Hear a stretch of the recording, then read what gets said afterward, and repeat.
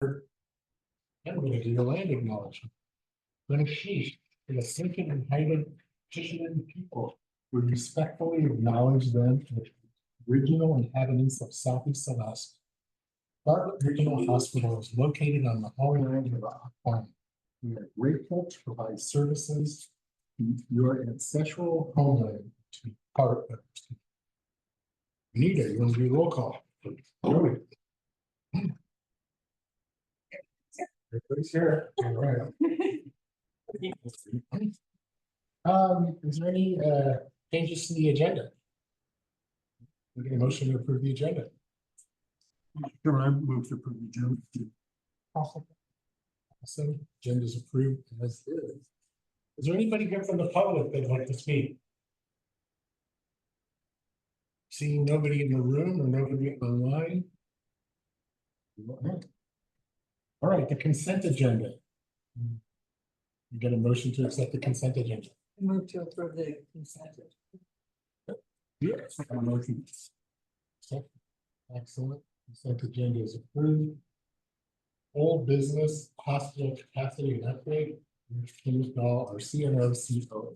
And before Kim goes, I apologize, but on the roll call. Yeah. Who's our liaison now? He hasn't changed. He's not, he won't be here tonight. He just, okay, you said everybody was here and that's how I didn't see it. All of our board members are Yeah, here. gotcha, okay. We're all good. We're gonna make sure. The mayor's reached out to me. She may join us today. But I sent her a link. Okay. Okay, Kim, thank you. Great, thank you, Mr. Chair. So for our hospital update, capacity update, our patient days on med surg is 344, MHU 153, CCU 62, OB 18, newborn nursery 15, ER visits down from a little over 1,000 to 818 last month. Wildfire report, I'll give that. Do you want me to wait or would you, I'm gonna be giving that update to you. You'll be giving that to you. Okay. And we have three patients awaiting to go to assisted living and 4 for rehab. There's no COVID in-house, and in reference to our supply challenges related to the IV fluids, we're stable. Anybody have any questions for Kim?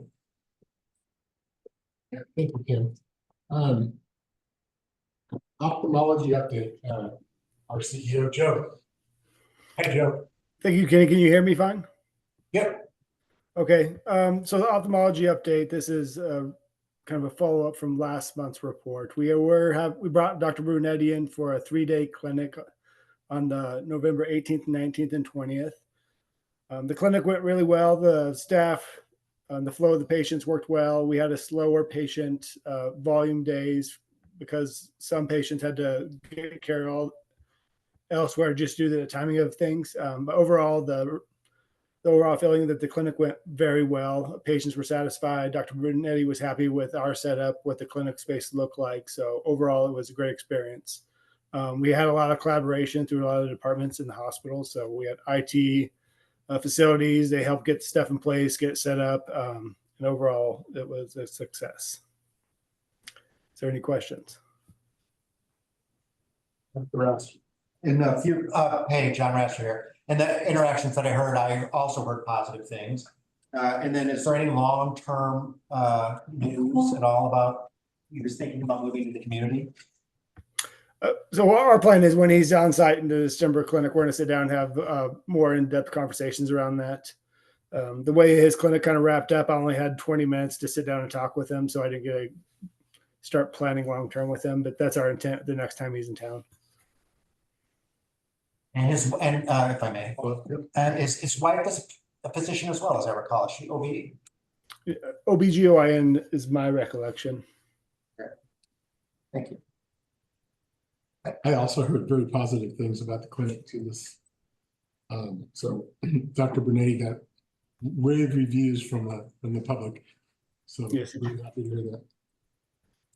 Joe, I have a question about 3 days versus 2 days. He's planning on, for the time being, and if he sets up shop, that's great, but he's gonna have 3 days of clinic instead of 2 that we were getting before, is that correct? Yeah, he's more flexible with his schedule. He's actually open to scheduling up to 5 days. So we're looking at all the potential services he could provide. and how we grow into those. So we're working on some of that stuff. Yeah, that was my question is what would that look like? I mean, the growth of that, is it surgery or what is it? So he's provided a list to us of all the stuff he's capable of doing proficiently. And so we have to make sure his privileging actually lines up with that. And so there is some surgical stuff. There's some cataract surgeries in there, but there's other stuff we can do within the clinic. Thank you. Thank you, Joe. Any other questions for Joe? Thank you, Joe. Right, well, we'll go on to new business then. And we'll start with the Wildflower Court Administrative Appointment and Kim. Mr. Chair.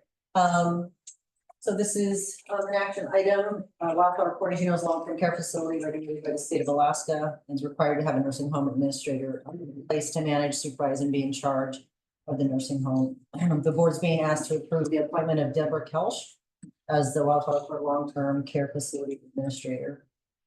Just a little background, in 2024 or September this year, Kim Stout did give a 30-day notice. During that time, we obtained support through another nursing home administrator in the state to be able to have their name on the licensure, and she's been adding, helping us intermittently. And then we did recruitment. Deb applied for the position, and so the options are to appoint Deb Kelch to be the Wildflower Court Nursing Home Administrator. And this is being presented as a means to comply with state regulations needed for licensure facility. And so the recommendation is to approve the appointment of Deborah Kelch as the Wildflower Court Nursing Home Administrator. Thank you very much. Somebody want to make a motion? Mr. Chairman, I would move to appoint Deb Kelch. But I would like to ask some questions. Absolutely. Okay, so we have a motion and it's been seconded, and now it's time for questions. We'll start with that. So I think to build a little bit of a record, I think we all know Deb Kelch. We all know what a pleasant and capable person she is. Through her work with the Quality Committee. Could you just give us a quick overview as to why she was appointed? She's being appointed to this particular position. So she applied for or through the chair, pardon me, she applied for the position when it was posted. And went through the interview process with the team over there with CNAs, some of the nurses, some of the social workers, and others over there. She has history of working at Wildflower Court 17 years. I believe. It was almost 20 years Almost 20 before she came to Bartlett, So as a CNA and also as a nurse. And so she's charge nurse. always, as a charge nurse, she's always wanted to kind of go back to that, but wanted to see where, when she became a nurse, she wanted to get a little bit more experience than in long-term care. And so now that she's kind of done that, she applied for the position. And just interviewed very well. And the team, she knows a lot of the residents that are still there. And she also knows a lot of the staff that are still there. And so she interviewed really well, and the staff, after the interview, we kind of did a debrief, and they feel really comfortable with her answers, how she would manage the facility, how she would bring things up. And also that quality lens that she has here will be able to, she's already been doing some quality measures over there, and that will just help make that position more well-rounded for a nursing home administrator. Okay, thank you. Lisa, thank you. Yeah, Deb's wonderful. When I was director of nursing at Wildflower Court, she was a nurse, and she's wonderful. Does she have an administrator's license? She got her provisionals about her provisional license 2 weeks ago. Okay. What does she have to do to then finish it? She'll have to study, and she has 6 months to study for nursing home administrator exam, and then she'll have to, I believe, go to Anchorage for testing. So with that being said too, in case this ever happens, Kim is also applied to get her administrative license for Wildflower Court too. So we'll have a backup here in case this ever happens. We won't have to honor another administrator from Yeah. from the state. So thank you for doing that too. Because you don't have enough to do. Yeah. Haven't passed yet, so that's just. I wasn't gonna mention anything since it's out there, I guess. Even so, just the act of taking it on to get there. That's important to have that redundancy. But it's a lot more on your plate, so thank you. it does bring up a question about having a nurse as the head of Wildflower. Is she gonna have to wear 2 hats? Will she wear 2 hats? She won't wear 2 hats, okay. Cause she'll be the first, I mean, I think you know, Bruce Johnson and Billy Duncan. And so Kathy Callahan was, I mean, that was 25 years ago that there was a nurse that ran that place. So, Wasn't I Kim was- Stout a nurse too? Kim Stout. oh, was Kim a nurse? Kim was a Okay, nurse too. great. But that would seem to be a benefit, you know? You know, I think through the chair, going through just the study stuff that I've been studying through, it's really beneficial to have that nursing hat on. Of course, you don't have to have that requirement. They ask quite a bit of things that's nursing related. You really have to know all of that. So I think it'll be very beneficial. And I think having a nurse in that role, she'll also be able to help, you know, support the nursing staff in a sense as far as like, I understand your role. I understand what I'm asking you to do, that you're able to and capable of doing. And I think sometimes that's hard when you're a leader that doesn't have that experience leading people who do. And so I think that will add to the overall advantage of having her in that role. Who is the finance person there now? I'm sorry, Lisa, what? Who's doing finance for Wapak Court?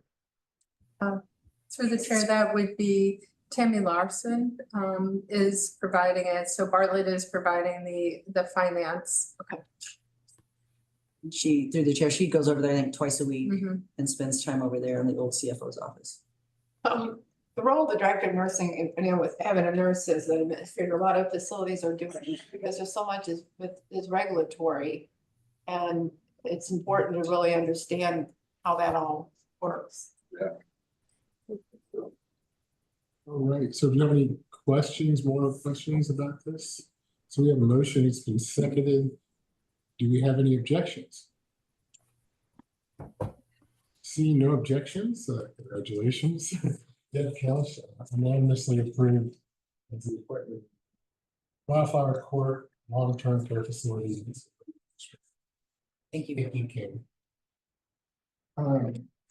Next up, new business, board committees and structure. So this is going to be the structure we're going to talk about for 2025. And it's going to be led by Vice President Deb. Thank you. For those of you who were able to attend the planning committee meeting, was it planning committee or? Yeah, it was planning committee. We had a conversation about it in the planning committee.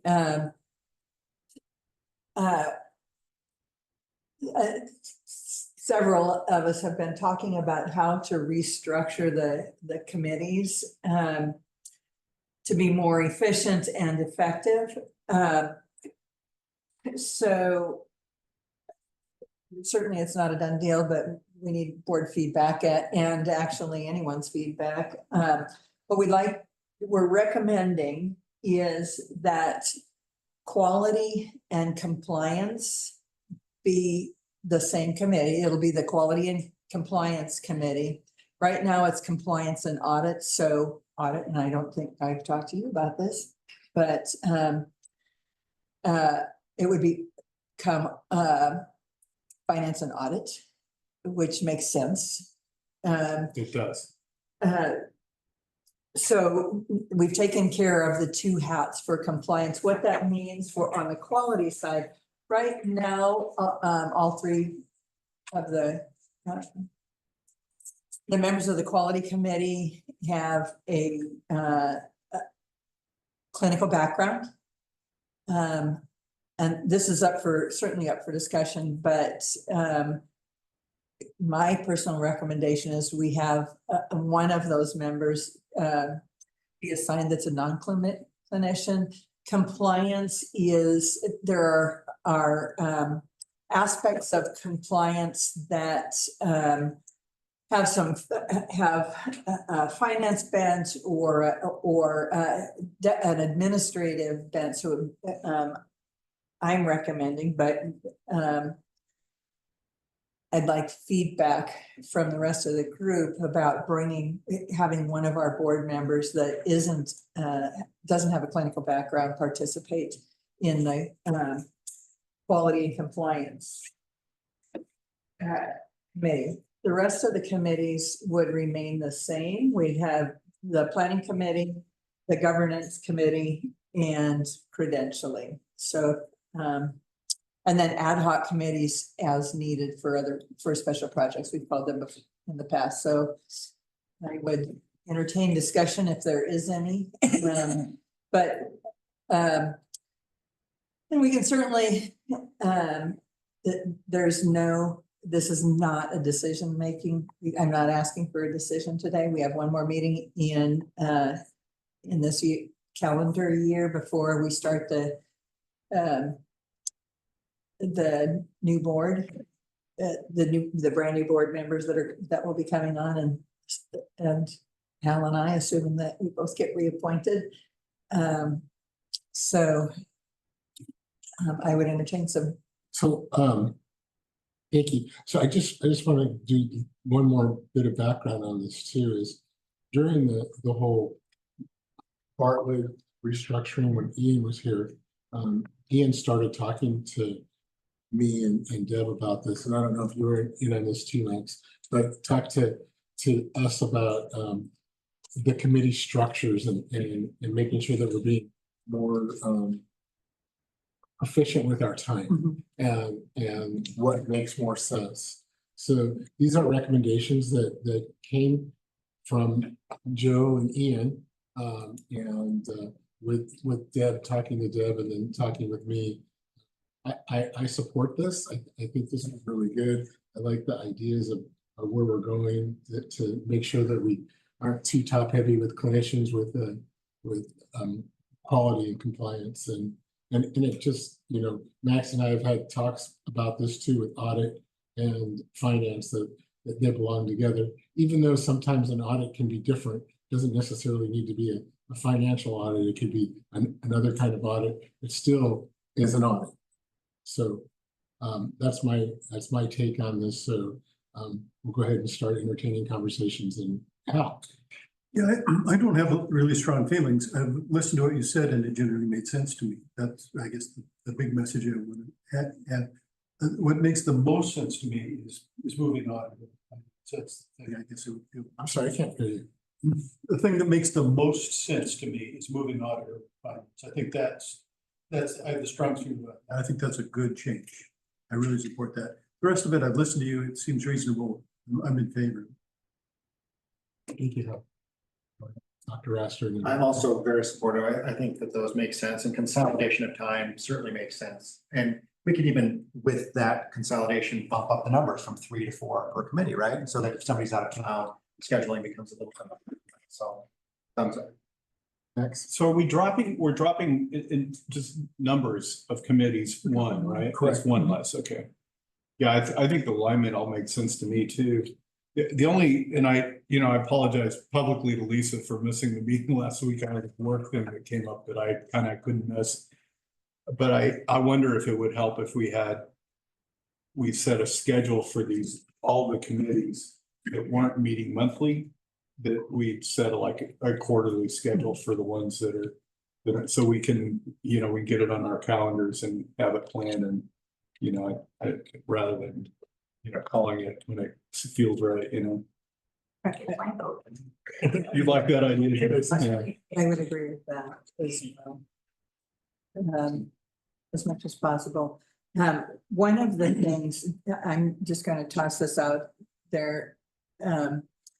One of the things that I was hoping that we would do is I'd like to see every board member have a turn on the finance committee at some point in their tenure.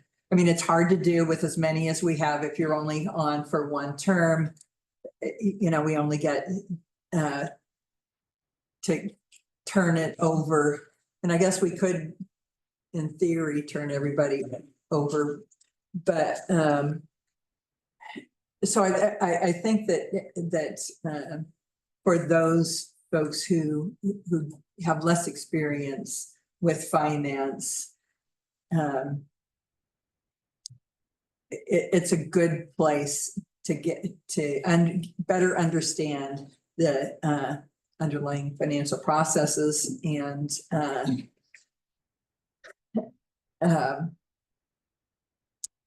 the effects that what we do have on the financial statements. I don't know what you're. I think that's great. And I just would add to that I enjoy being on finance, and I'm happy to chair But if somebody wants to chair it too, that's fine. I'd like to continue to give my input as a member. And I'm happy to chair, but I don't have like a, I'm not married to the chair role either, so. I'd like to see you continue. Personally, I would. And turn the other two. I think, during the last several years, I've tried to rotate as many people through there as possible, working with the chair after I've done that, who are gonna be on there, taking people out of their comfort zone and putting them into those areas. I also believe too that if someone doesn't necessarily go on finance, I believe planning is the next committee, because finance and planning work so hand in hand together. They're usually moving something through planning to finance or through finance to planning. So I think either one of those committees is a great place for a new board member to start, and also a great place to have a seasoned board member on there too. So I think those are hand in hand. Those are my thoughts. Any other comments or questions? I don't think we need a resolution to. No, I change it. don't think that this has to be a resolution or anything. I think we'll just next year, the president will set up committees accordingly. So these aren't in our bylaws or anything like that? I think our bylaws do have finance. Finance, governance, and planning, and quality. So we got flexibility. I think we have flexibility, but we'll just double check with the attorneys and everything and make sure that we're good. Yeah. Great. Thank you, Deb. Do you have anything else you want to add on that too? No, I mean, I would like to. And we've done, I agree with you, we've done a pretty good job of rotating folks through the committees. So I'd like to, to continue that. Make sure that everybody has the opportunity to see all aspects. But, and we talked in governance, but you're gonna get there about board training for the new folks and the newer, the folks, those of you who came on most recently in the last couple of years. All right. Thank you. And then we'll move on to the Med staff report. Dr. Rosenfeld, good to see you here today. Thank you. Med staff was business as usual. The three big items that are coming up are bylaws are going to be or have been sent out to the Med staff for review. They'll be officially presented to the Med staff at this next meeting and then voted on, discussed at the subsequent for our current bylaws. So hopefully you will see that we're going from 2 documents to 4 documents, increasing the number of pages by I think a magnitude of 10. This is after 4 law firms have looked at it, 3 CEOs have looked at it, and now 2 full chiefs of staff. So I'm so excited for you guys to read it next year. It's been a long Have to time. go through a committee process or something? Multiple committees, and we will be voting on a new chief of staff or vice chief of staff to be the incoming chief of staff at the next meeting. We are still looking for candidates. And I believe Dr. Malta will be presenting a policy to you guys at the next meeting. We are defining policy guidelines and rules in terms of what needs to come all the way up to the board decision, which would be policies as opposed to kind of operational committee issues, which have been brought up to the board before and then don't really need to. So we can hopefully lighten everybody's load if possible. And that's all I have from the Med staff. Anybody have any questions for Dr. Rosenfeld? Is this your last? This is my last official act as anything on the medical executive. Maternity leave starts on Monday. Well, congratulations. And who's following you? Luke Mather is going to be Dr. chief of Mather. staff. Possible you might be on it again very soon. So just never say never here. Thank you, though. We'll hear from you a little later. Committee update. We're gonna go right to the planning committee and go to Deb. So, the planning committee, as I say at the beginning of my report every time, the minutes accurately reflect the discussion in the planning committee. There wasn't, anything new introduced. We've been talking, these are all items that we've been talking about over the last several months, in particular, where we're at with the ED renovation and expansion, the general project updates, and the potential uses of the rural behavioral health. It's the minutes reflect the discussion. So if there's any questions or comments about the discussion in particular, I think the latest update is with what are the options with Aurora Behavioral Health, but So the only thing that's, I was not able to attend planning, so Rudy never was. The only thing kind of stuck in my head is that we kind of are on a pause on the ED project, waiting for a CON. Is that correct? right. So, so we're there, we're ready to go, but that's gonna take us out of another building season, right? So we're not gonna really be able to theoretically start this project until 2026, right? If a miracle happens and we get a CON in the next month or something, it's possible, but unlikely. Because we can't move any further once you spend whatever, $1.5 million, I think it is. We have to stop at $1.5 million, so we can't go any further in the design stage and spend any more money. So we get this we're gonna need. So, it's max. Joe, what's the latest greatest on the CON, or maybe Kim knows?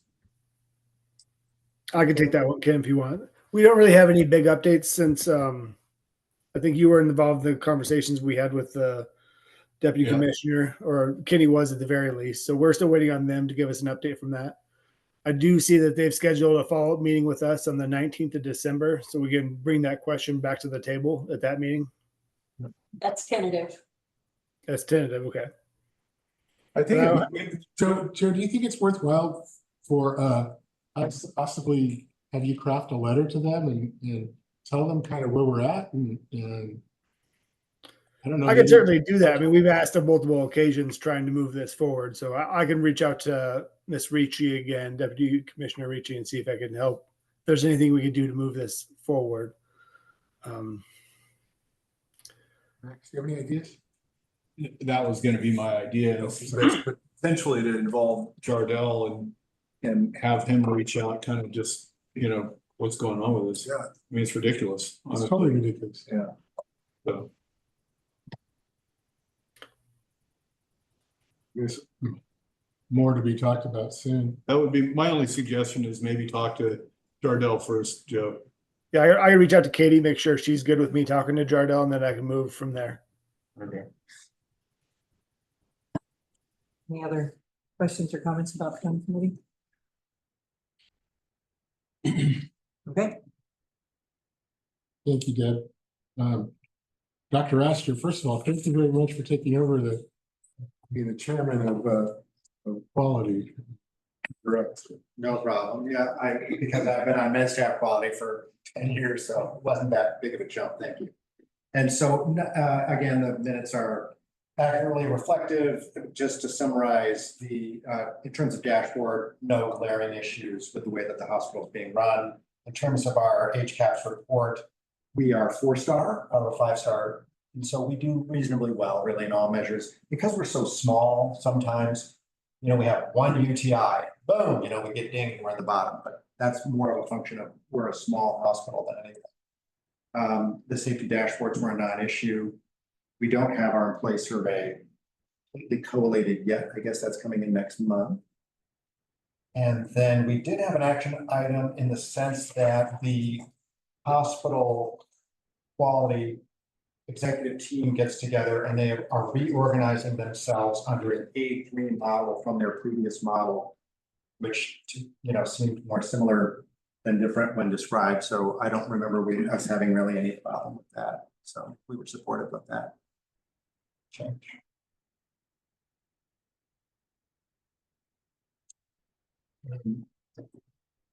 So there is an action item that has been first and seconded in committee. Do we have any discussion on this? Do we want any more information on this? I'm sure it's pretty reflective in the report. Nope. I don't have any, unless, maybe just have, Gail perhaps, who knows more about this, because you wrote the description. Yes, thank you, Dr. Roster. This was a cleanup item that we needed to do for our joint commission survey. We just needed to have the board approve our quality PI plan because the board actually oversees process improvement for the hospital. This is one of these cleanup items that we have totally tidy. So Gail, isn't this something that we've done before in the past?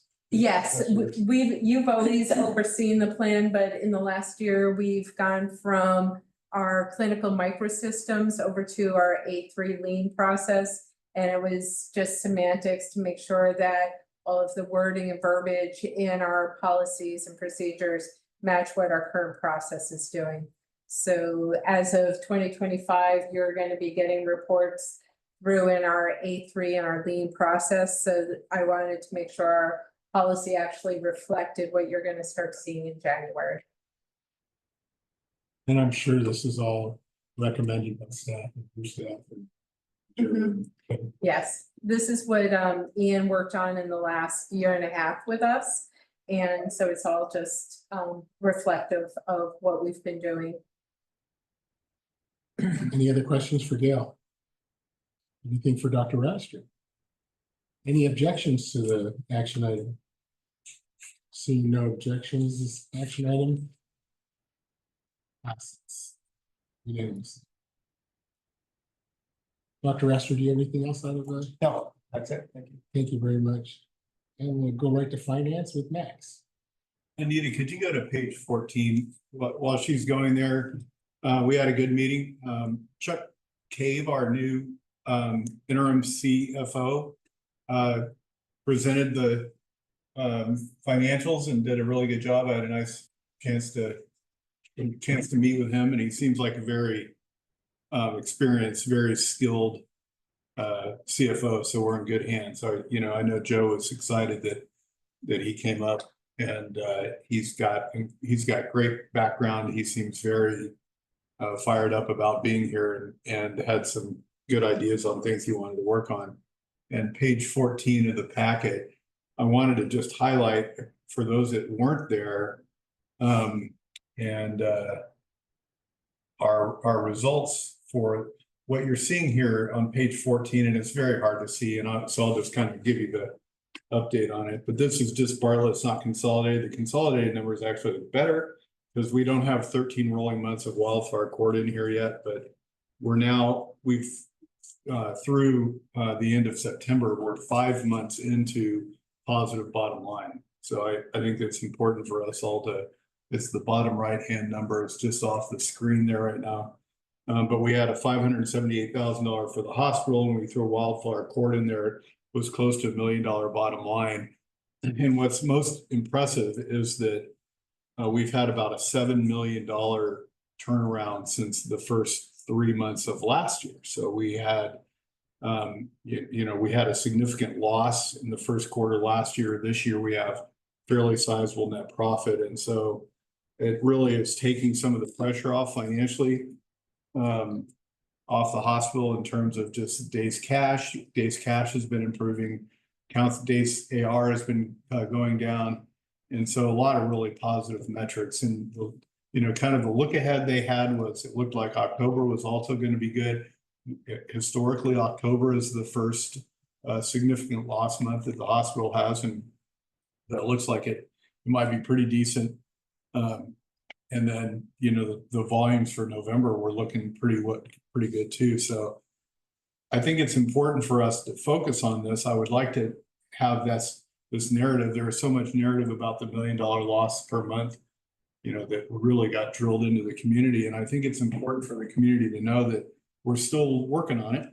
We still have a lot of work to do, but we're starting to get some traction. I think it'd be it's a good message to start putting out there to the community. So There's a pretty big increase on cash on hand too, isn't it correct? I think almost 3 million. we're back over 100 days. I don't know what the number is, but it was over 100 days. So, we're headed in the right direction there. So.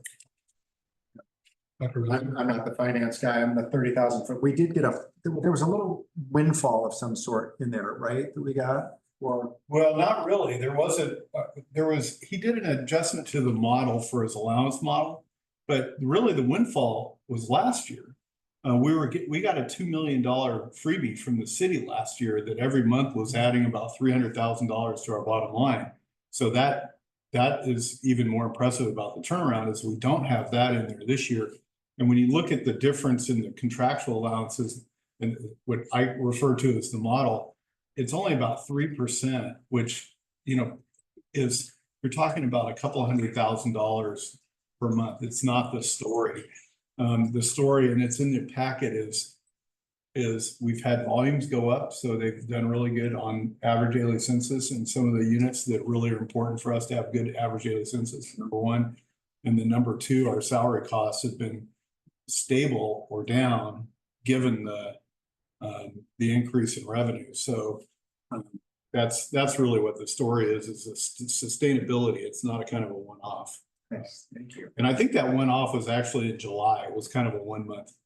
Was the, what I saw too, and kind of the same thing as Dr. Astor, didn't we just get like a chunk of money paid because Wildflower Court, they caught up with us? Yeah, that doesn't hit P&L though. That's all on the balance sheet. It's on the balance sheet. Yeah, That's that's just receivables and cash. Yeah, the revenue was reported some time ago. Yeah. Okay. So That's kind of what I was thinking was. yeah, so that's good. So then the next page, Anita, thanks for moving around. It's 32. And I want Joe to speak to page 32. To the motion that's here. Joe, if you would give us maybe the update on the audit RFP, and then we'll go to get into the motion. Yeah, as many of the board members know, we've been working on a RFP for audit services for several months we started in June. So we've gone through the process of building the RFP. We brought it to the assembly where they actually approved breaking off the 3 separate audits at the assembly level. And then when they came back and I started asking questions about who would be on the evaluation committee, it was brought to our attention that the evaluation committee would be made up of the 2 elected finance chairs, one from the school district, one from the assembly, and then the 3 CFOs. So one from the finance chair from the CBJ, the finance director, the CFO from the hospital, and the CFO from JSD would be on the evaluation committee. So I brought this to the finance committee's attention as a potential issue because the audits really should be given to the board. It's basically an assessment of how well management did on the financial reporting side of things. So in my perspective, the auditors report to the board. So you guys should be selecting your auditors. So we talked that through Max, and then we brought that up at finance committee. And after Max brought it forward, we drafted a motion to take this back to the city for a request, is my recollection. I'm trying to look at my screen. Sorry, Max. I have my iPad and it's just too small. Don't worry. Yeah, it's on the middle of page 32 there. Where's my packet different than yours? 33. I'm looking at it. It's about 32. Can I add something a little bit about the history on this? So the history of this is for a lot of years that I've been on this board and Deb's finance chair, before Max was on the board, we thought it was very important that we had our own audit team, our own auditors. We initiated the conversation years before this. Max came on the board and we planned on having our own audit team, and someone in the city kind of squashed that. They said, oh, you guys already have this team doing it this year. Next year we'll revisit it. So my understanding was, Max and Joe, that this has been revisited. We've already gone through the finance department and CBJ, that they approved us to get our own finance team. I was really shocked when I read this, finding out that we were not involved with picking our own audit team. So seeing that Max, along with Joe, were able to come up with this resolution. I think it's really important that we stand together as a board and let the city know that we feel that it's most important for us to be involved with our own audit, because this is what our basic responsibility as a board is fiduciary responsibility.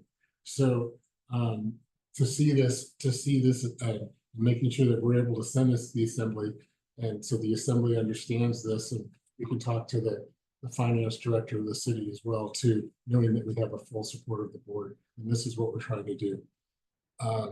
So this has started many years before this year. And that's kind of what I wanted to talk about this year. Turn that back over to Max. Well, Deb made the motion. Do you want to speak to it? I do. I mean, I'm sorry. as Kenny said, that was one of the first things that I started talking about is, you know, why don't we have an independent auditor? Why don't we have, I mean, they do present hospital financial statements to us, but and the whole purpose of that, as Kenny said, it is our fiduciary responsibility. And the auditor that we've had, while they're you know, a qualified firm, their level of experience in healthcare and hospitals in particular is pretty much limited to us. And we're teaching, basically, because it's the nature of the business, we're instructing their auditors on how healthcare works. So that being said, in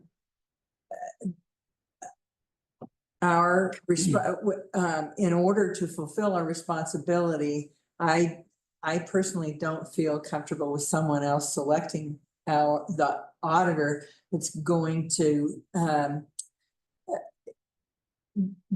provide us with the comfort and the advice that our financial statements have been looked at adequately, and the advice that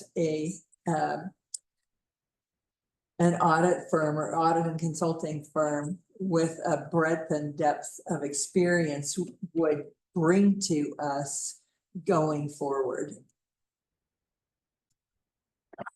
And then Dr. Oster. So this has been discussed to one extent or another the whole time I've been on board.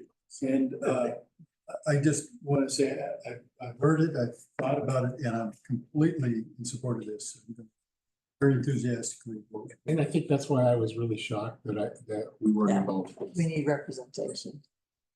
Dr. Oster. I'm also in support of this in the only less than 2 years. It seemed like the natural evolution. And so we wouldn't even make up the majority of the board or the selection committee. Right now, it would only be Bartlett staff, right? Our CFO and our CEO, and no board. Just one staff. What staff?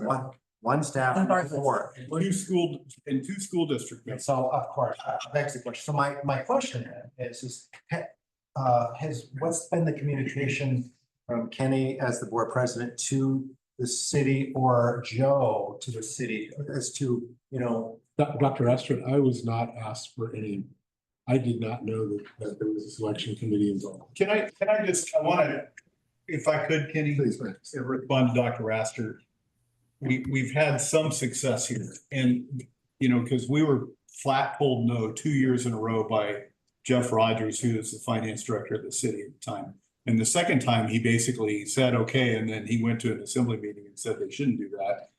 And so the assembly has supported us, you know, this going out to bid. This is kind of a new thing. And then the other thing is that I just want to point out is the history of the CBJ's audit recruitment process has not involved governance at all.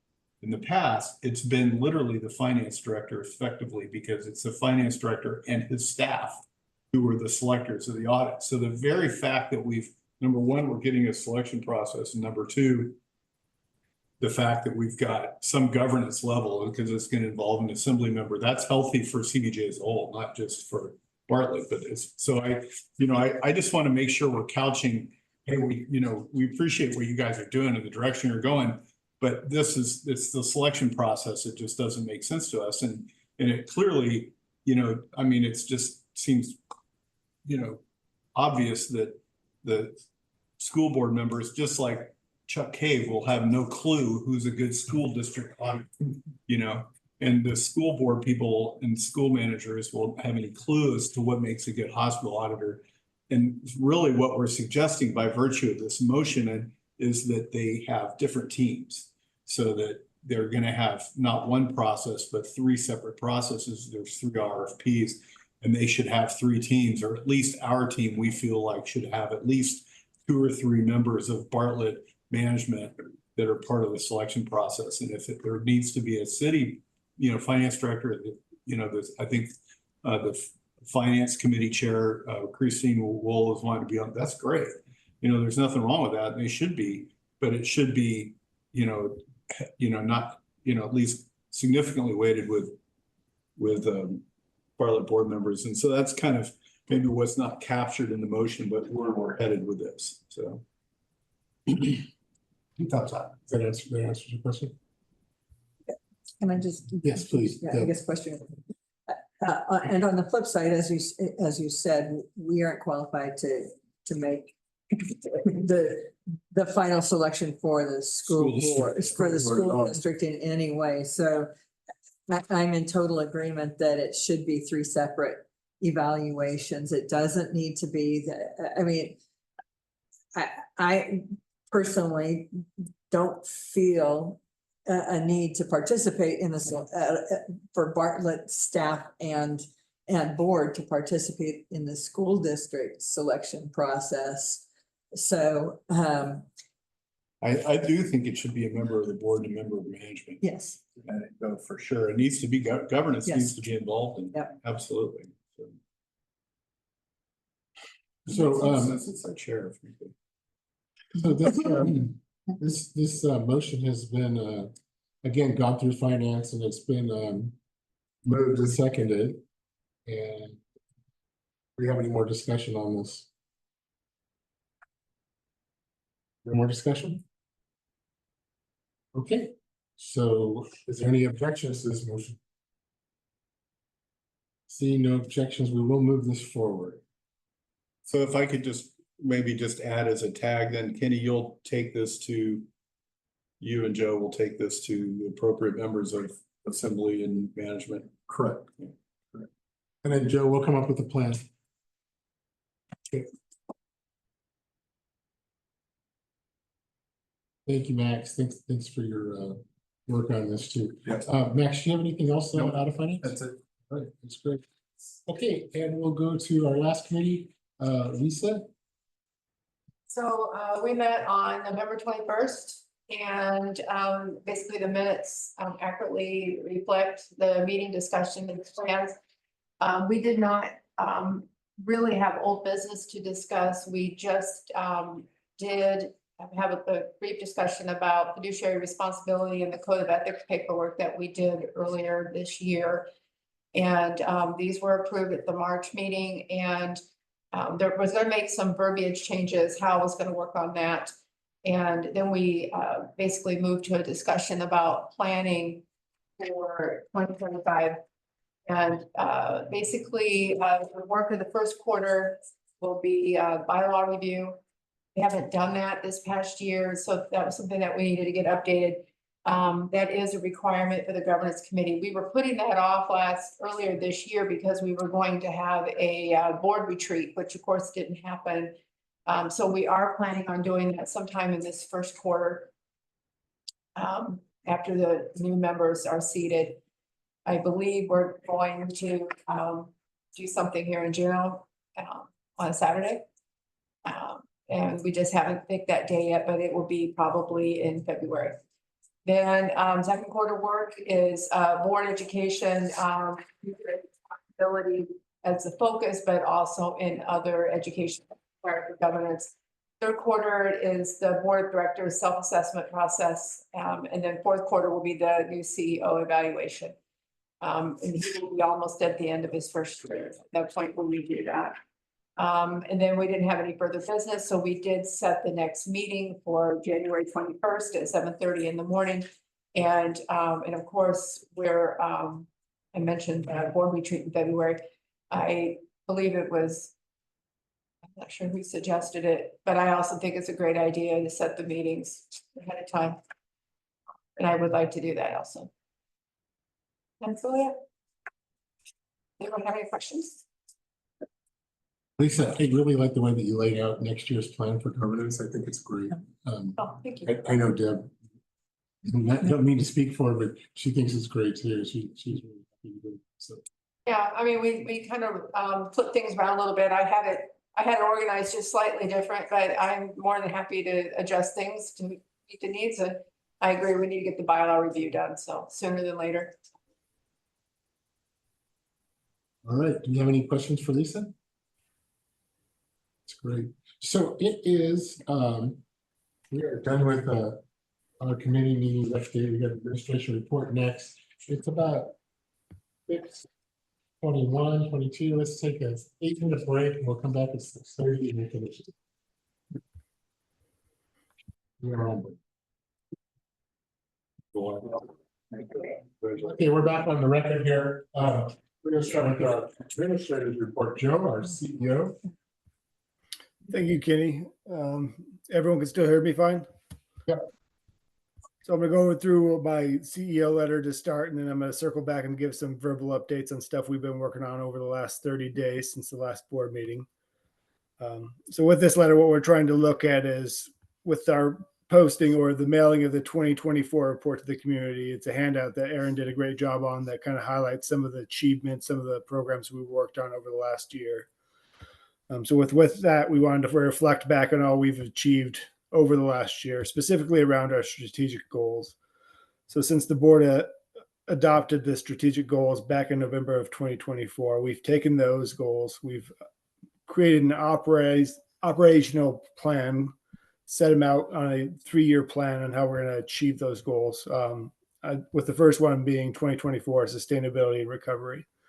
As Max talked about earlier, we've done a lot of work around that. We've made great strides with work yet to be done, but we are in a much better place this year than we were in the previous year.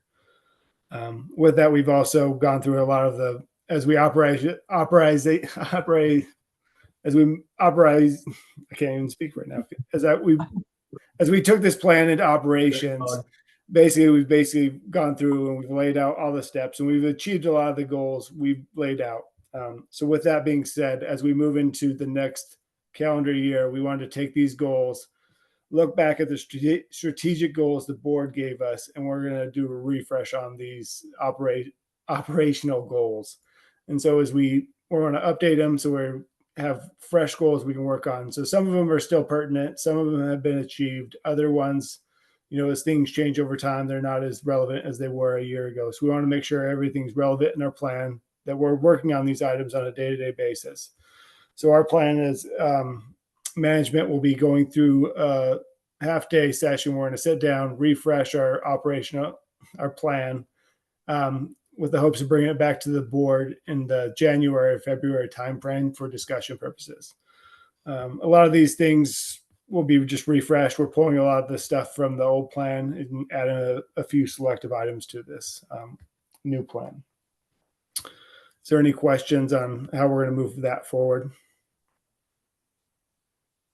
So it would help me, Joe, when you do present that, to just understand the change that you guys are seeking. I don't know if I'm even phrasing that correctly, but what is the goal of the A3 changes that you're pursuing on the departments? I'm not entirely clear about that. I think I get it at a high level, but it'd be good to understand, really what what those A3 goals are. I know there's a ton of them and they're very detailed, but having some just education around that would be helpful. Yeah, we go back through that. So we actually have 3 different levels of A3s that are related to our strategic plan. We have the super high level, we call them tier 1, tier 2, tier 3, with the tier 3 being kind of the departmental levels. Yeah. So we'll go through, I can do an educational session when we go through these with a refresh, and we have good discussion around that. Yeah, that'd be great. Really helpful. Wonder if we should also just have like a work session. I think Yeah. you actually should suggest planning Oh, did you? in the past, yeah. That's great.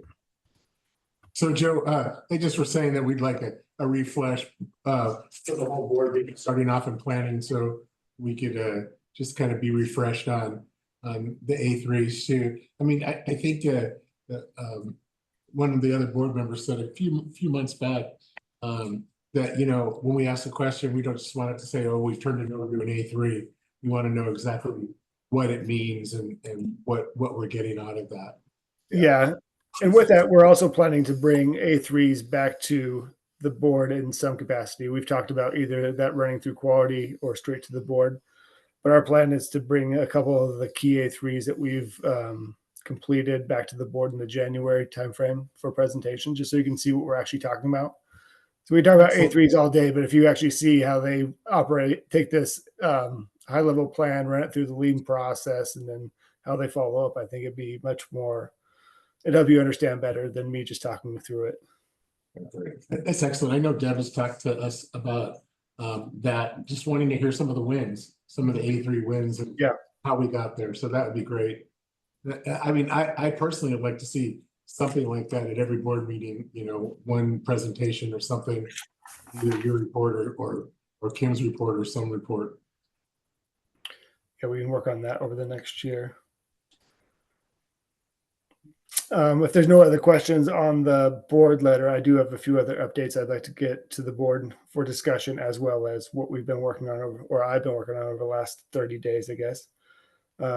So one of our strategic plans was the development of orthopedics center of excellence. With that, a lot of the board members know we had Dr. Wolber on. We helped recruit him last year. He was with Juno Bone and Joint for a short period of time. After they separated him, Ian started working on bringing him back as a Bartlett employee, so we could have him, the skill set he brings, back in this community to help support Bartlett and bring a quality product to the patients. So we were able to sign a quarter-time FTE contract with Dr. Wolber. We're looking at bringing him in for his first clinic days the end of January. So with that, we'll bring someone that's fellowship trained in the anterior approach for hip replacements back to Juno. Got a question on that. Yeah, go ahead, Max. So Joe, for orthopedics, you know, the recovery side of that, the PT side, the post-surgery, I mean, what are we doing to make sure the patient has a good experience there? I think we're looking at all facets of that, because I understand it's not just the provider and the care they provide, you know, it's also the imaging side of it. It's the physical therapy side. It's the follow-up visits in the clinic. So we're trying to come up with a comprehensive plan to make sure that when we have a quality product that we're rolling out for this service, because we want to do this right. So Joe, I just want to elaborate on that too. What about call? I mean, what about his patients? If he operates on someone today and how long will he be in town to follow up with his patients? And if not, who will be the person that will be following up with his patients? Yeah, we've actually worked out a comprehensive plan with him for follow-up care. So right now we're engaging a mid-level to do a follow-up clinic visit. So they'll do the 6-day visit with him. And the way we're working his schedule, he'll be out of town about 10 days at a time. So he'll be here every 2 weeks for his clinic visits. So with that, there's only a short period of time where he's actually not available to his patients. And then the small chance that there are any complications that require him, he's willing to fly back down or have one of his partners fly down to see the patient. So we have plans in place for every outcome. And sure, I've asked this before now, but when the last time I talked to him, he stressed that he wants to be doing joints, replacements, that's what the business he's in. But will he be doing general orthopedics as well in his clinic? Yeah, his preference is to focus on joints, but if he gets into the call rotation, he'll be expected to do general as well. Well, I mean, in the clinic, I mean, will he be seeing patients with? Some of that's going to be driven by, you know, volume and requests. We're going to start it predominantly focused on joints because that is his specialty. But we'll let the patient demand kind of drive how we build that clinic. Max. Dr. Astor, do you? And would he be able to recruit perhaps one of his colleagues? I'm not sure that there's actually enough room for 4 full-time orthopods. We did have 4. But Dr. Bozarth mostly did spine and he did participate in the call schedule. So from a call schedule perspective, it really would be wonderful. Because right now we're at 2, right? We've got Dr. Garcia and We got Dr. Brown. oh, and Dr. Brown, that's right. And Dr. Brown is in the mix as well. And he's still part of JBJC, right? Correct. Okay.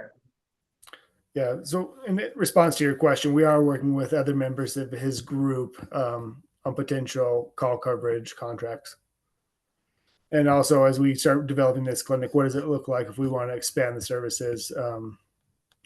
It's just, there's a lot of moving pieces with this, and we're trying to proceed slowly, I'd say, to make sure we're doing it right as we go along.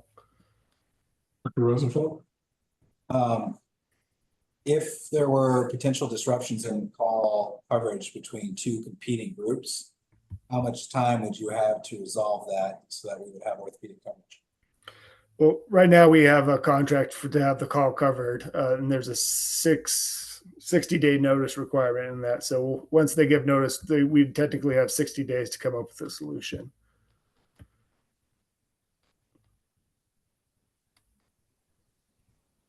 I just want to make sure I completely understand this. So if Dr. Warburg does surgery, day 1, day 3, he leaves town, and there is some sort of complication on day 4, who will be covering for him? Would it be the other group, or would it be the mid-level, or would someone have to fly down? The other group has declined to cover for him. So we have a mid-level that we're working on getting contracted. They'll do the follow-up care in the clinic setting. We've also had discussions with Dr. Tainer, so they're able to help with the hospitalist side from a medical perspective. And so, but we also, Dr. Wolber's also agreed that he can fly down and do emergency, clean out a wound or clean out a hip replacement if he has to on a short-term notice. So we have all those kind of plans in place for kind of how the things, we tried to come up with plans with all the things we could think of, I guess. Where physically is it located, Joe? It'll be in the WMU. So it's that over in the old RRC building that was remodeled. Got it. Dr. Astor. And then Joe, I assume you're working with MedExec because they're pretty aware of, call coverage and medical care issues as well. Is that, Nick is shaking his head, so. Yeah, that's correct. So we already talked to MedExec. We gave them the heads up, and we're going to bring back our plans for them to talk through next month.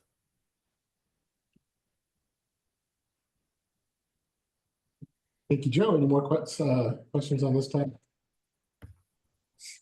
Thank you, Joe. I look forward to hearing more about orthopedics going forward with the Center of Excellence. I know that's what we're trying to achieve. Yep. Okay, Joe. You have more in your report? I do have one more update. I just want to give everyone a heads up. I know some of you are aware that Virginia Mason sent up Tom Cruzy, who's their chief strategist, for discussions. He met with a couple of the board members for breakfast. I sat down with him for several hours to discuss possible affiliation models, how we can work together.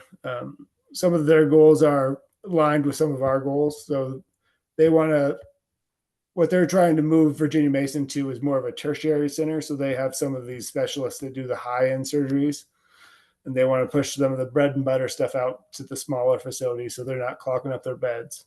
So what they're looking at is how they affiliate with some of these outlying hospitals so they can get their surgeons out there to do procedures that are more appropriate in that setting versus back at Virginia Mason. With that, he's going to send us he has sent a bunch of information in the last couple of days, but to start in the beginning of December, we're going to start fleshing out what some of that could look like.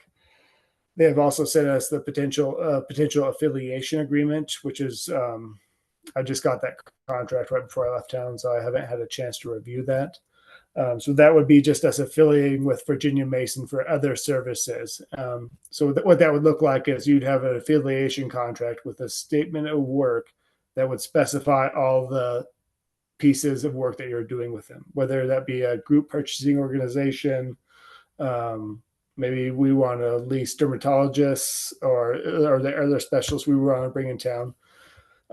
They have a long list of things they can provide, some of them at cost, some of them that are free, kind of we can use. So we're to start looking at some of that stuff as we move forward with them. I think there's a lot of positives that can come from this relationship as we start to develop it. So my hope is as Tom starts getting me more of this stuff, I'll start running it through the committees as appropriate and try to bring it back to the board level for discussion. Could I add to Go ahead, that? Max. So Katie and I met with Tom Cruzy at breakfast and had an excellent conversation. And I think it's important to say that their goal is to increase local services and availability of procedures here to move things in. Joe used euphemistically said unclog their beds, and that maybe what's partially driving this, but they're very much, they want to see, they understand the drain, and he spoke, at length about, the areas that he thought, one of them was dermatology. There's some other areas that he thought that they could bring services to town, and that's their goal, is to have services done here to help Bartlett be strong. And they were very interested in having an exclusive and a strong affiliation agreement between Virginia Mason and Bartlett. And so it'll be interesting to value. I'm really excited about the opportunities in having everybody's, the input of the board in that evaluation. Yeah, I was listening for the word cardiology. Did that come up in the? I don't think we specifically talked about cardiology. We were actually talked about dermatology. We actually, the hot topic right then was ophthalmology. We talked a little bit about ophthalmology. But we talked about the suite of services that they would have to offer us, the GPO, like he was talking about. Also training. We talked a little bit about this during our governance meeting, that they might be able to help us with training. Another thing too, that we all know living in this community for years, is that Virginia Mason has a really good reputation with our physicians, with all of our physicians in town. And, I know that I've been recommended to go, if I had an issue, to go to a Virginia Mason place like that. Also know that when Bartlett had some troubles, we were able to reach out to Virginia Mason, and they really helped us. They helped us with Ian. And having a good relationship with Tom Cruzy and also Katal, who's their CEO of Virginia Mason Common Spirit. It's really going to only benefit Bartlett and be able to offer us more services to our community. To Hal's point though, have you talked cardiology at all with Cruzy, Joe? Yeah, that was on the list that we talked about. I mean, we talked cardiology, orthopedics, nephrology. I mean, the list that I had was quite extensive. So we talked about a lot of items, and he's sending me a lot of information. But that was on the list.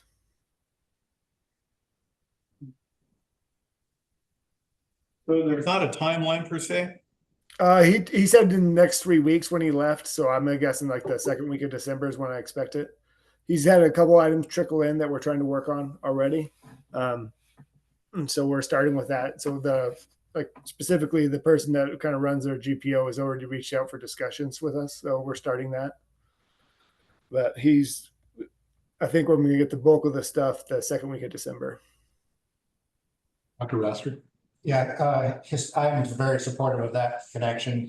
Just broadly, I know most of my colleagues occasionally will use the university for subspecialty care, Swedish for some care, but by and large, Virginia Mason, and that's probably why they are interested in that as well. There are some surgeons in Seattle, because I know the surgery side more, that will work at Virginia Mason and Swedish, but mostly they are two different camps. And with Swedish now supporting Search, it just makes sense that Virginia Mason would then be supportive of us for two reasons. One is because it continues their stream. And number two, we've got this long historical deck that goes back decades, really.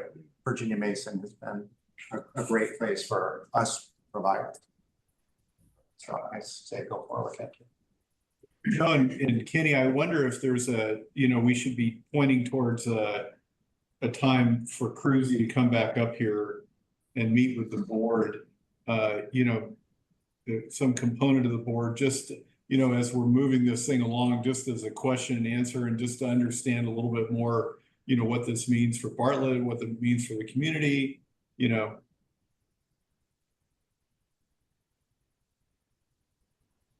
That was a question, There's a Joe. question, Joe. Oh, I thought you asked Kenny the question. Sorry, I misheard you. Well, it's kind of both y'all, I guess. Yeah, that's something we had discussed. We actually, I believe it was in governance, we talked about bringing a Virginia Mason rep back up with Tom Cruzy being part of it. And so as we look at that day that Lisa was talking about, if we can do part of it strategy with Tom Cruzy in the meeting, discussing it, that's kind of what we floated across to start. Some of it has to do with availability, can he be here at that time too? But it has been discussed. And I think it's a great idea, and I agree with you. Lisa. We had talked about that, as Joe said, at the governance meeting, that we actually thought that by staying in Juneau for the board retreat, it would be more expeditious and financially responsible to bring him here rather than all of us going there. If I could just conclude on the Cruzy conversation too, he said that our progress that we've made financially and operationally over the last year is they've been really happy to see. And I think a lot of their interest is brought up again by the fact that we've stabilized ourselves and we seem to be pointed in the right direction. So it's kind of, good results beget good results, Thank you. Okay, Joe. That was actually the end of my report, unless someone had any other specific questions they'd like to ask. Any other questions for Joe? I don't know if this is the right time or not. I just wanted to give you, Joe, kudos for the ophthalmology, getting that nailed down so quickly. I think that's great. Good work on that.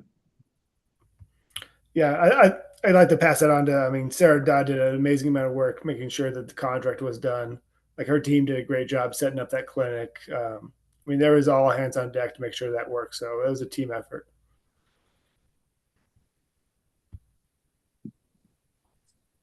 Thank you, Joe. We're going to move on to home health and hospitals in Wildflower Court. And Kim's going to give that report. Thank you through the chair. I'm going to start with Wildflower Court, and then if it's okay with you, I'm going to hand it off to Heather Richter, the Director of Home Care and Hospice. So I have a brief report on Wildflower Court. Census is 53. We're still working on stabilizing staffing and reducing contract labor. There has been some discomfort, I guess, with Kim leaving and kind of the uncertainty, but they feel very positive about Deb coming on. And we're just working, like I said, to decrease the contract labor and putting some plans in place early on to look at being able to set them up for success in such a way that they can take patients every day of the week and not just two times a week. And so that will help decrease some of our wait times that we have for those waiting for that are appropriate, that are in Bartlett, to be able to go over to Wildflower Court. And if there's no questions, I will hand it off to Heather. I just want to ask you one question about staffing stabilization. So with the onslaught of the CNAs coming up, that helped a lot? That has helped through the chair. That has helped a lot. I think one of the challenges that we're seeing is there's a couple of camps, I guess, that come out of the CNA program. One side who really has a great love for long-term care, and others who really would rather be in acute care. So as with most things, we put a process in place and then we learn from that and then redirect as we need to. And so what we're finding is we're asking people from the CNA program that everybody's going to long-term care. Everybody's going to start there. And what we found is people were leaving because they felt like that was their only option. And so I spent some time talking with our staff development folks, and we all kind of got together and talked to these folks that were thinking about leaving. And a lot of it was that, hey, we're really interested in, we'd rather go to med surg instead of staying in long-term care. So we've kind of recreated what that looks like and doing more of a kind of internal float pool, saying like, you're going to start at long-term care, but we're also going to flip you, back and forth. And then there's also a subset that will go into the float pool with the focus that they'll go to the long-term care and also be able to go to med surg and even cross-train to be able to go into the ED. So I think with that, it's the best of both worlds. We have those that really want to stay in long-term care. And then we'll have those that really want more of the acute side, but also willing to float back and forth. And so that gives us a little bit more flexibility, not just for long-term care, but other places in the hospital. Thank you. Thank you very much. Okay. Heather, Hi, can you hear me okay? yes. Great. So for home health, we're currently at 18 patients with 11 pending referrals that we plan on taking on in the next week or so. On the hospice side, we've currently got 4 patients on service with 1 pending referral. We've had 4 patient passing in the past couple of weeks. As far as licensure updates and provider enrollment goes, we finally received our home health Medicaid provider enrollment last week. So we're hopeful to get some of those service authorization requests out the door so that we can get some claims coming in. And as far as outreach goes, I attended Juneau Afternoon on KTOO on October 31st, alongside Amy Skilbred with the Juneau Community Foundation. And then of note, we have got our first annual Light Up a Life event that will take place on December 13th in the main hospital lobby from 5 to 8 p.m. And so that will serve as kind of a community remembrance event for those who have lost loved ones over the past year. And then also as a hospice fundraiser event as well. Thank you, Heather. Anybody have any questions for Heather? Heather, that's great. Hey, can you just talk a little bit more about the outreach and the education that you guys are providing concerning hospice? Sure. Yes, we try to do a couple events a month. I reach out to local providers just to touch base and provide some education on, what it looks like for hospice eligibility, how the referral process works. So recently, I met up with AARP last week to touch base with them and their community events, and so we're hoping to do some workshops like advanced care directive planning, and then I also have an upcoming event with Bartlett Medical Oncology and Southeast Radiation, in the hopes just to get some education out there and why it is more beneficial for the patient to enroll in services earlier, just for better overall symptom management, comfort, and to get all of the available services that are an option to them.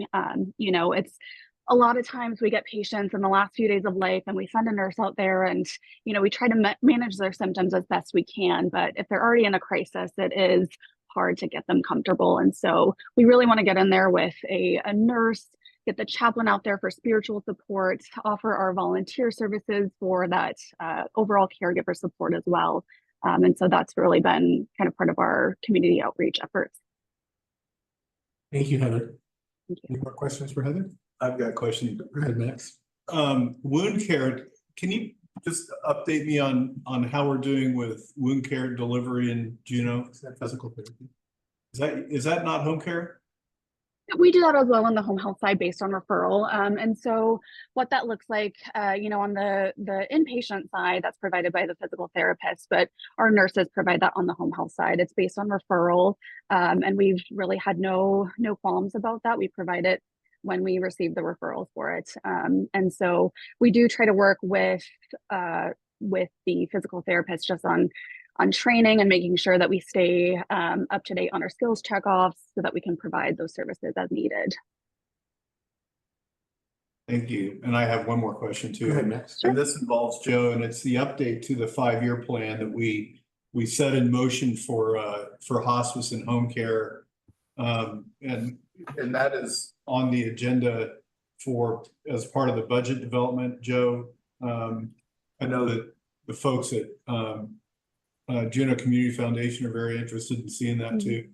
Yeah, and so I have that on the agenda for the budget discussion, but I also have it slated for January to bring it back to the board for discussion.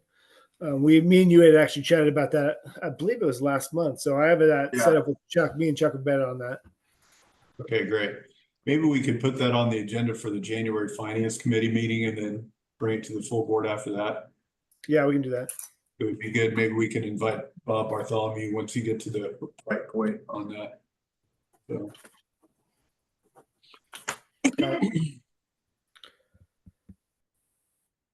Excellent. All right. Any other questions for Heather? Heather, do you have anything else for us? I don't think so. We've had some recent staffing changes. We lost one nurse. She is a Coast Guard spouse and moved down south. Unfortunately, she was responsible for a large majority of the call. And then one of our full-time nurses is transitioning over to the OB department. And so that does kind of increase the call burden for our nurses. So we do have both of those positions posted.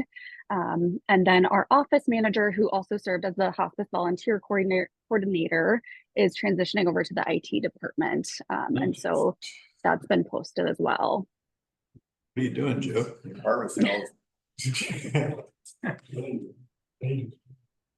Well, thank you, Heather. Appreciate it. Thank you. Kim, do you have anything else for us? Thank you, Kim. Thank you. President's report, this last month, Joe's been, met with Joe a couple of times and Deb, and I was gone a little bit of this month. So Deb was able to meet with Joe. I actually read all the minutes from all the meetings. I didn't make all the meetings this month. I did make governance. So looking forward to next month going forward. And I think Max and I had a good meeting, like we said, with the Virginia Mason folks, with Tom Creasy, and looking forward to December 19th meeting with possible. I know it's a big possible date with the state and trying to move things forward. Whether we're going to go forward with the proposed critical or health here or not. So it's kind of all my report. We'll go right to the board calendar unless anybody has any questions for me. I just had a question, sorry, Kim. You said critical access? Critical access, yeah. And so the update on that is? We're in a holding pattern. We're waiting to see if the legislature comes through at the federal level. And Joe probably could talk a little bit more about this, or maybe even Max. Joe, you want to talk a little bit about that? Yeah, I can talk on that. I believe we discussed it at the last meeting where we're in a holding pattern waiting on the SOLS Act to pass. So what the SOLS Act is it takes the payment for sole community hospitals in the non-contiguous states, which would be Alaska and Hawaii, and it changes the outpatient payment of that to 94% of costs or thereabouts. So if we have that in addition to our demonstration project, which also has to go through its own renewal process, it would get us relatively close to equivalent to critical access payments. So that's what we're holding on, waiting for that to see how it fleshes through at the federal level. And so after next steps, once that passes or doesn't passes, we'll have to reach back out to the commissioner and deputy commissioner to discuss our variance application. They're trying to get it through the lame duck Congress. And they've got the Hawaii and Alaska delegations that are teamed up on this thing. I think they can get it pushed through it. So that's where it sits. But it's not, Joe, it's only about 2/3 or 3/4 of the value of critical access. Is that right? I mean, it's close, but it's not the same. It's not quite the same. I mean, but when you go to critical access, we're obviously giving up our bed capacity. Yeah, so true. As we look at Virginia Mason and some of the programs we'd like to work with them on, that would also put more patients in those beds. So it would restrict some of that relationship. Gotcha.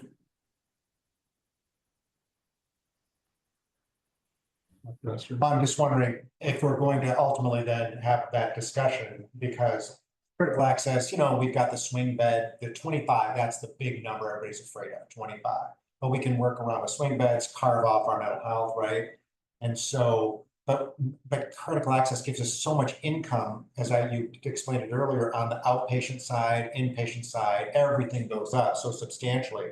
And the SOLS Act doesn't quite come up quite as much on all of the activity that we do, but yet then we don't have the big games, the 25 bed cap is no longer there, so we as a board have to then weigh that. Is that what I'm hearing in the next? Yeah, we had to talk the pros and cons of each program. So, I mean, we do have some revenue potential with the Virginia Mason relationship that could offset that decreased payment with the Souls versus critical access. So we have to evaluate, is there enough in that relationship to where it's better to go with the Souls versus critical access? I mean, there's a lot of variables in this equation that we'll have to sit down and discuss when we get to that point. And we're definitely sitting on our hands until we find out if Souls passes or not, you know? Yep. I mean, that's kind of the first stopping point. It seems like our commissioners really wanted us to go with the Souls. Get that passed. That would be the way, that's the way that when I went in the meeting, it's kind of how I felt they were. Right, agree. So, yeah. Because, Through right the now- chair. Yes.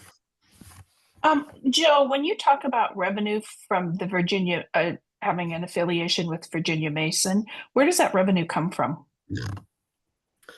Some of it's going to be our ability to keep patients in house. Kim might be better situated to talk to this. I know we have some patients that we have to transfer out either for cardiovascular issues or dialysis. Kim, can you touch base on those? Through the chair. So yeah, currently, I'll take the example of dialysis. So if somebody's on dialysis and they have a pneumonia, we medevac them out for pneumonia because we can't do dialysis here. And so you see that a lot. And so the goal would be, I'm going to say healthy patients on dialysis, which sounds like an oxymoron, but there are people who are stable on dialysis that might break their hip and are okay to have surgery, but there's no support there for the dialysis piece. And so if we could affiliate with someone who would be willing to help us with the nephrology piece and help manage those patients, it's likely that some of those patients would stay here if they were healthy enough to do so.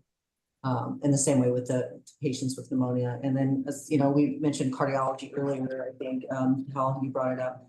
And that I have a meeting with Virginia Mason next week, I believe, to talk about cardiology and what that looks like, to try to see if they could provide services here. And that would also help with those patients. We've medevac quite a few patients out that probably could stay in the community. It's just that we don't have the cardiology support. And so not sure what that'll look like, but those would be some of the things that, we look at out migration of services. And the goal would be to affiliate in areas with Virginia Mason that makes sense for us and for the community needs. So we could keep those community members here, which is better for them to be close to family, and then also better for us because we're able to reap the benefits of their visit here. Okay, thank you. Dr. Astor. And on the clinical community side, Search has brought a lot of cardiology, a little surprising to the medical community, how much they brought. And so we don't really coordinate things, but that may be something that we could coordinate on. I'm just kind of throwing that out there. And Nick, I could ask his opinion because he's in the ER. And, am I right? Search has got a much bigger cardiology presence here now. And not on the inpatient Bartlett side, correct? They do not have privileges yet. But so that is an interesting issue that could come up. Thank you. Dr. Astor. Any more questions, comments? All right, we'll move on to the calendar. Yeah, we'll handle the next one. Yeah, I plan to be there. Perfect. And planning is on the 11th, Yes. action on the 13th. Yes, sir. All good. We've moved the board of directors meeting to Thursday, December 19th at 5:30. Everybody's on board with that. We're keeping Christmas on January 25th. I'm sorry, you said something? Yeah, we wanted to have one last meeting of the compliance committee. And we have just a few cleanup things. We don't have that on the camera. I wonder if we could pick a day. Hopefully the week of the 9th. Week of the what? Week of the 9th. Okay. Oh, we moved. The 18th. Need to be working.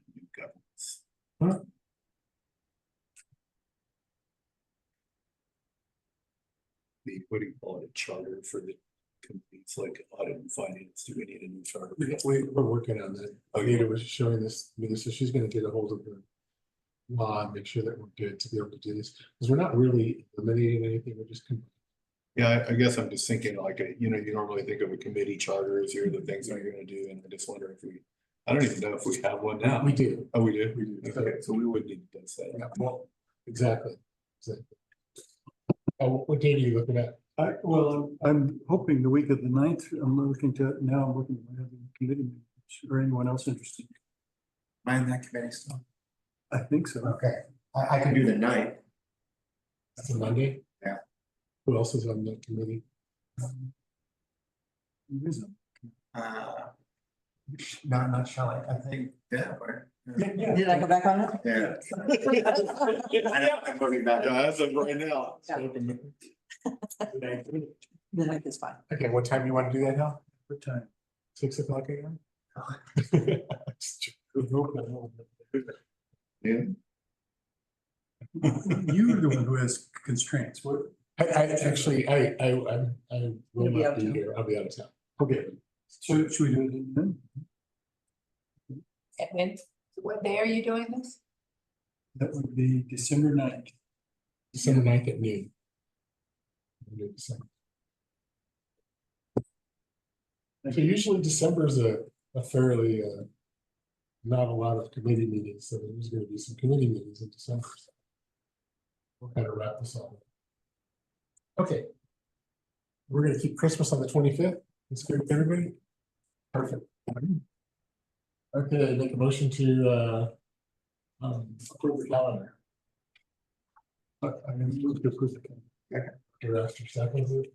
Seeing no objections, the calendar is approved with the addition of the compliance meeting at noon on Monday, December 9th. With that, we're going to move on to board comments and questions. Do any board members have any questions or comments? Yeah, go ahead. I just, on behalf of the medical staff, I just want to commend the board and administration on finances and getting that back together. I'd also strongly encourage, in communicating this to the community about how we've righted the ship and we've done all these great things to keep the hospital running and financially solvent, that we don't forget the vulnerable populations. I think the community, as well as the medical community, would also be encouraged to see what the board has planned for the future for substance abuse, mental health, because you've seen the recent NIH and SAMHSA. But many states improved over the last year. Alaska didn't. In fact, we are almost twice as worse from a national average standpoint. 13% of the population suffers from substance abuse mental health, whereas national average is about 8%. So I just would encourage them to be looking to the future and presenting options to the community as well as the. Thank you, Dr. Woodlake. Appreciate that. Anybody else, board members, comments? I have a question. We have 2 vacancies. Where's the assembly in filling those? If I'm not mistaken, I think Anita told me that they're gonna be doing interviews December 17th. So just, They were trying to. They're- lock they're- in the 17th. Yeah. December. 19th was on the, as a suggestion dates, but we have a board meeting the 19th, so. So we're hoping for the 17th, so we'll have our new board members seated on the. we're close. Yeah. Our mayor's on here too, and I know we don't have our ladies on here, and just wanted to see if Mayor Weldon wanted to say anything to the board or any comments for us. Excellent. She got walking. Hey, Nick, could you? No, thank you. Thank you, Madam Mayor. At the Med staff meeting, encourage physician participation, because traditionally there are 2 physicians, and so it'd be nice to have colleague. The applications have to be in by December 12th, Okay. which is Monday. I didn't announce it. I didn't announce that the last meeting. Oh, you did? Okay, thank you.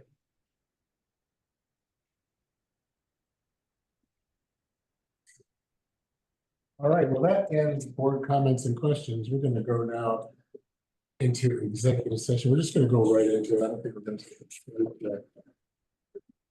How you want to take it from? Yes, Mr. Chairman, I move that we go into executive session and I ask that you be allowed to choose which staff may stay.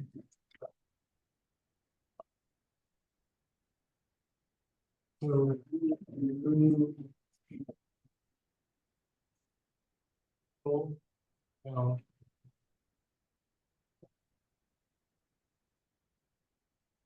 I'm good with everybody that's in the room now and online. So reminder as we go into executive session. Is that you, Gail? Or is that the Gail? That's Gail. Gail, is that Gail? Reminder. Just a reminder that as we go online, to make sure that if you are online, that you are in a private area and no one can hear your conversations. And that no one is in the room with you too. Yeah. We will have you make Let that. Mark back in.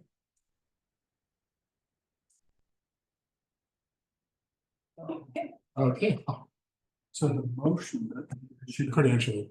but yeah, Mr. Chairman, I move that we accept the credential. Credentialing report has been accepted. As is.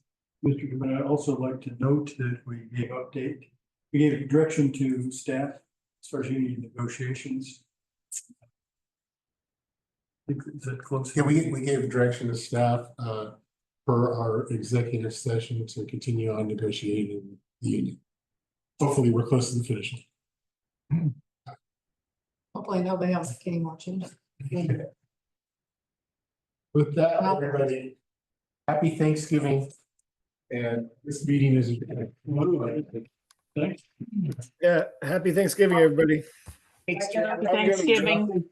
Soon you get back. Happy Thanksgiving. See you when you get back. Are we bringing holiday